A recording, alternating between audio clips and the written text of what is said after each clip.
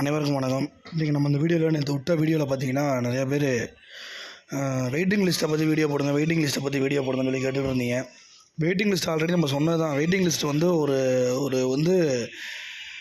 ஒரு என்ன சொல்கிறது, ஒரு லக்கு மாதிரி தான். லக்கு இருந்தால் உங்களுக்கு கிடைக்கும், இல்லைனா வந்து அது வாய்ப்பு இல்லை. அதே மாதிரி இப்போ கடைசியாக அந்த ஃபைனல் வெரிஃபிகேஷன் முடிஞ்சு பாருங்கள், 112 171 அந்த இதெல்லாம் வந்து ஒவ்வொரு மாவட்டத்துலேயும் வேக்கண்ட் 1லேருந்து 5 வரையும் நிறைய பேர் வந்து அந்த ஃபைனல் வெரிஃபிகேஷன் போகாமல் இருக்கிறாங்க. அதனால் வந்து வெயிட்டிங் லிஸ்ட்டில் உள்ளவங்களுக்கு கண்டிப்பாக வாய்ப்பு கிடைக்கும். கண்டிப்பாக வாய்ப்பு இருக்குது, கண்டிப்பாக இருக்குது. 1:1 ஒரு 1 முதல் 5க்குள்ளே இருக்கிறவங்களுக்கு கண்டிப்பாக அது வாய்ப்பு இருக்குது. அது இப்போ இருக்கானா இப்போ கிடையாது. ஏன்னா இவங்களே இன்னும் ஜாயின் பண்ணாமல் இருக்கிறாங்க. அதனால் பார்த்திங்கன்னா இன்னும் ஒரு 3 மாதம் ஆகும். இவங்க ஜாயின் பண்ணலேருந்து 3 மாதத்துக்குள்ளே உங்களுக்கு தகவல் கிடைக்கும்.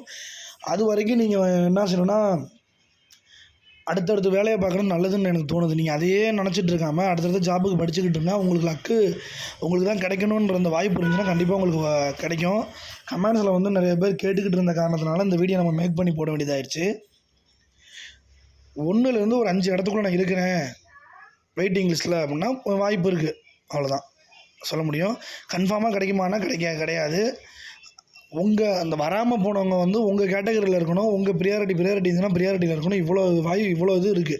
அதனால தான் முன்னாடி நான் ஆரம்பிக்கும் பொழுது அது லக்குன்ற வார்த்தையை சொல்லி நான் ஆரம்பித்தேன்.